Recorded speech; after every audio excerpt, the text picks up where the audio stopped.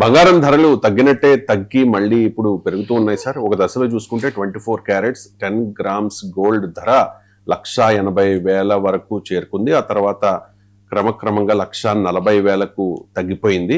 ఇప్పుడు చూసుకుంటే గనక మళ్ళీ పెరుగుతోంది. ఇప్పుడు 24 క్యారెట్ 10 గ్రామ్స్ గోల్డ్ ధర 1,61,000. 22 క్యారెట్స్ అయితే 1,48,000. సార్, ఎవరు అంచనా వేయలేకపోతూ ఉన్నారు. తగ్గుతుందా పెరుగుతుందా అనే ఆలోచనలో పడ్డారు. స్పెక్యులేట్ చేయమని నేను అడగను, కానీ ఈ అప్ అండ్ డౌన్స్ కి కారణాలు ఏంటి సార్? అంటే బంగారం ఎప్పుడైనా అది క్యారెక్టర్. అది మీకు ఎనీ ప్రాపర్టీ క్లాసెస్ ఏమవుతాయంటే ప్రాఫిట్ బుకింగ్లు ఉంటాయి, రకరకాల ఫ్యాక్టర్స్ ఉంటాయి. మీకు మీరు అన్నట్లు గోల్డ్ అని వాస్తవంగా మన రూపాయలలో కూడా లెక్క చేయకూడదు. గోల్డ్ ఇది ఇంటర్నేషనల్ మార్కెట్ ప్రైస్ కనుక ఇవాళ మీరు బంగారం షాప్కి వెళ్ళినా అంతర్జాతీయ మార్కెట్లో ప్రైస్ చూసి మీకు చెప్తారు. మీకు హ్యాబిట్స్లో వెళ్తే హ్యాబిట్స్ ప్రైస్, మీరు పనివరం వెళ్తే పనివరం ప్రైస్ ఉండదు, కుక్కడపల్లి ప్రైస్ ఉండదు. ఎక్కడ వెళ్ళినా అంతర్జాతీయ మార్కెట్ ప్రైసే. మీరు విజయవాడలో వెళ్ళినా కరీంనగర్లో వెళ్ళినా అదే ప్రైస్ అట్లే ఉంటుంది. సో అంతర్జాతీయంగా చూసుకుంటే మీకు ఒక దశలో మీకు 2025 ద బ్లాక్ బస్టర్ ఇయర్ గోల్డ్కు. 2025లో పెరిగినంతగా గోల్డ్ ఎప్పుడు పెరగలే. ఆ మాటకొస్తే అంతకు ముందు నుంచే పెరుగుతూ వస్తుంది. జనవరి 2026లో గోల్డ్ ప్రైస్ $5,500 పర్ ఔన్స్ లెక్క కింద చేస్తారు. $5,500 పర్ ఔన్స్కి చేరింది. సో ఇది చాలా హిస్టారికల్లీ వెరీ హై లెవెల్. ఇప్పుడు ఈ 6 నెలల కాలంలో ఫస్ట్ హాఫ్ ఆఫ్ 2026లో మీకు $1,500 పడిపోయింది. సరిగ్గా మీకు డాలర్కు గోల్డ్కు మధ్య ఎక్కువ సందర్భాల్లో ఇన్వర్స్ రిలేషన్షిప్ ఉంటుంది. డాలర్ పెరిగితే గోల్డ్ తగ్గుతుంది, డాలర్ తగ్గితే గోల్డ్ పెరుగుతుంది. కొన్ని రేర్ సందర్భాల్లోనే రెండు కూడా ఒకే డైరెక్షన్లో మూవ్ అవుతాయి. మీకు 2025లో డాలర్ ప్రైస్ 10-12% పడిపోయింది, మీకు మోర్ దెన్ 10% పడిపోయింది. సో 2026 ముఖ్యంగా ఇరాన్ వార్ వచ్చాక డాలర్ బలపడుతూ వచ్చింది. డాలర్ బలపడడం కూడా గోల్డ్కు మీకు దెబ్బతినడానికి కారణమై గోల్డ్ ప్రైస్ 5,500 నుంచి 4,000కి వచ్చింది. కానీ ఇప్పుడు మళ్ళీ డాలర్లో వీక్నెస్ కనబడుతుంది. డాలర్లో వీక్నెస్ కనబడడం కూడా గోల్డ్ను అట్రాక్టివ్ కావటానికి ఒక ముఖ్యమైన కారణం. అది ఎందుకు వీక్నెస్ డాలర్లో కనబడుతోంది? రెండవ డాలర్ విలో వీక్నెస్ కనబడటానికి అమెరికన్ ఎకానమీలో ఉన్న ట్రెండ్స్.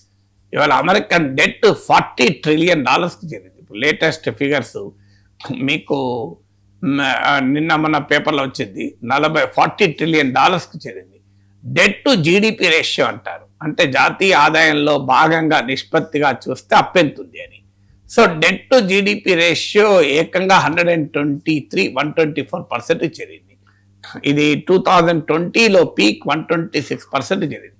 అంటే పాండమిక్ స్థాయిలో ఉన్న స్థాయికి డెట్ టు జీడిపి రేషియో చేరింది. సో దాంతో మీకు అఫ్ కోర్స్ ప్రపంచంలో ఇదే హైయెస్ట్ కాదు. మీకు Singapore debt to GDP ratio 172% ఉంది. అలాగే మీకు Japan debt to GDP ratio 204% ఉంది. బట్ స్టిల్ అమెరికన్ ఎకానమీకి ఇది చాలా రికార్డు స్థాయిలో డెట్ ఇది. సో $40 ట్రిలియన్ చేరింది. దీని ఫలితంగా ఏంటంటే మీకు ఇలా అప్పుల మీద వడ్డీలే అమెరికాకు $1.1 ట్రిలియన్. $1 ట్రిలియన్ అంటే $1,00,000 కోట్ల. మీకు అమెరికాలో మెడికేర్ పైన, అమెరికాలో దేశ రక్షణ పైన పెడుతున్న ఖర్చు కన్నా ఎక్కువ.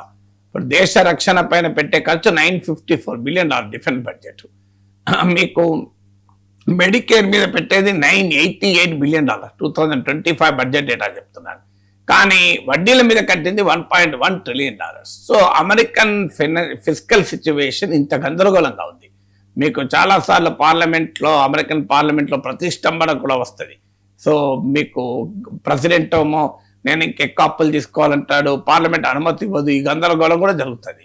సో అమెరికన్ ఎకానమీలో వచ్చేటువంటి దీనివల్ల అమెరికా క్రెడిట్ వర్తి రేటింగ్స్ ఏజెన్సీ తగ్గిస్తూ వస్తున్నాయి. అంటే దట్ డజంట్ మీన్ అమెరికా ఏదో కొలాప్స్ అయిందని కాదు, కానీ డాలర్ పైన కాన్ఫిడెన్స్ కాస్త సడలటానికి ఈ పరిణామాలు కారణమవుతాయి.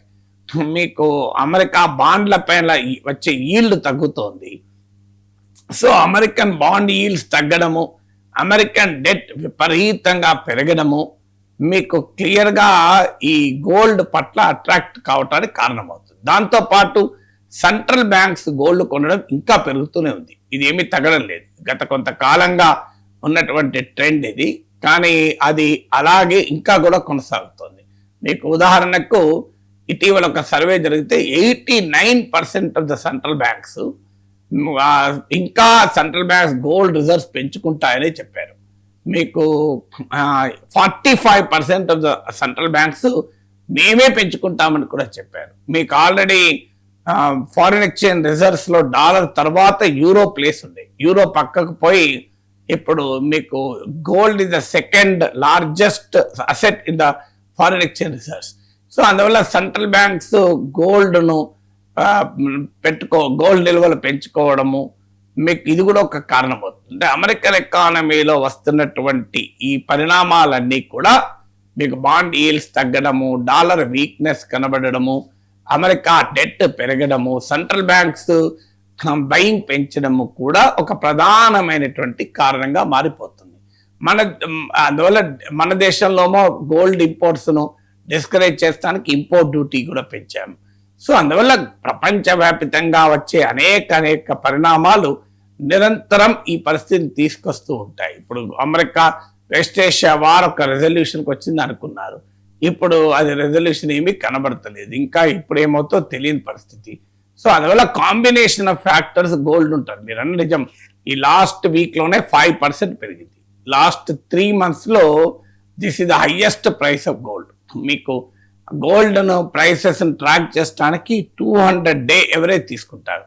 200-day ఎవరేజ్ కన్నా ఎక్కువ ఉందా అని ఇప్పుడు ఆ 200-day ఎవరేజ్ దాటిపోయింది. అంటే long term gold price movements ను కూడా మించి ఇటీవల ఈ వీక్ లో గోల్డ్ పెరిగిన మాట నిజం. 5% పెరిగింది. సో లాస్ట్ 3 months లో దిస్ ఇస్ ద హైయెస్ట్ పెరుగుదల. సో అందువల్ల మీకు ఫిబ్రవరి తర్వాత మొన్న ఒక రోజు సింగిల్ 1 day ఇంక్రీజ్ కూడా ఉంది. So very difficult to predict. ఎందుకంటే మీకు ఒకసారి పెరిగినప్పుడు తగ్గుతుంటుంది, తగ్గినప్పుడు పెరుగుతూ ఉంటుంది. అందుకే గోల్డ్ అయినా స్టాక్ మార్కెట్ అయినా సిస్టమాటిక్ ఇన్వెస్ట్మెంట్ ఈజ్ బెటర్. అంటే ఇప్పుడు మ్యూచువల్ ఫండ్స్ లో ఎస్ఐపీలు అని వచ్చాయి, systematic investment plan. Every month నువ్వు కొంత కట్టుకుంటూ పోతావు. అంటే అప్పుడు ఏమవుతుందంటే ఈవెన్ అవుట్ అయిపోతాయి, ఎవరేజ్ అవుతాయి. ఓసారి తక్కువలో ఉన్నప్పుడు కొంటాం, ఓసారి ఎక్కువలో ఉన్నప్పుడు కొంటాం, ఓవరాల్గా ఈవెన్ అవుట్ అవుతుంది. అందువల్ల సురక్షితమైన గోల్డ్ ఇన్వెస్ట్మెంట్ ఎంత అంటే మనకున్న సేవింగ్స్లో ఎంతో కొంత గోల్డ్ రూపంలో పెట్టుకోవడానికి ఎక్స్పర్ట్ చెప్పేది అంటే సిస్టమాటిక్ ఇన్వెస్ట్మెంట్. మీ కెపాసిటీని చూసి ఒక ఏడాదిలో 1 గ్రామ్ కొంటావా, 2 గ్రాములు కొంటావా, 1 తులం కొంటావా, 2 తులాలు కొంటావా. అందుకే మన సంస్కృతిలో సాంప్రదాయాలు అందుకే వచ్చాయి. అక్షయ తృతీయ రోజు కొనాలి, లేదు వరలక్ష్మి శుక్రవారం వస్తే కాస్త శ్రావణ మాసం వరలక్ష్మి శుక్రవారం నిన్న సో ఇంత బంగారం కొని దేవుని దగ్గర పెడతారు.